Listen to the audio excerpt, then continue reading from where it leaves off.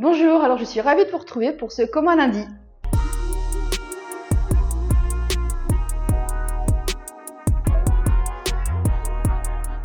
Alors la semaine dernière, vous l'avez vu, j'étais pleinement engagée à l'Assemblée nationale sur le texte accompagnement des malades et fin de vie. Nous avons siégé toute la semaine avec des débats très importants sur la première partie du texte qui est sur les soins palliatifs et la création des maisons d'accompagnement. Avec le groupe La France Insoumise, nous avons œuvré pour améliorer cette partie et nous avons gagné des droits. Alors tout d'abord, le droit opposable aux soins palliatifs qui oblige et contraint l'État à mettre en place les moyens partout sur le territoire pour que tout à chacun ait accès à ces soins palliatifs. Ensuite, nous avons sécurisé la garantie d'avoir une maison d'accompagnement par département pour aussi couvrir le maillage territorial. Et surtout, le gros point fort de la semaine dernière, c'est que nous avons exclu le privé lucratif de ces maisons d'accompagnement. Nous l'avons répété, nous le redirons, il n'y aura pas d'Orpea sans nos fins de vie. Alors les débats sur ce texte reprennent aujourd'hui à 16h et se termineront vendredi à 23h59. Mais je serai à Paris dès le début d'après-midi pour soutenir la motion de censure que nous avons déposée, le groupe La France Insoumise, et qui sera défendue par mon collègue Mathias Tavel. Motion de censure contre le gouvernement qui passe outre le Parlement dans les annonces du Bruno Le Maire sur les coupes budgétaires et qui nous refuse du coup une loi de budget rectificatif. Et comme je vous l'ai dit, dès 16h, nous reprendrons les débats sur le texte accompagnement des malades et fin de vie. Nous attaquerons la deuxième partie qui est la création d'un nouveau droit,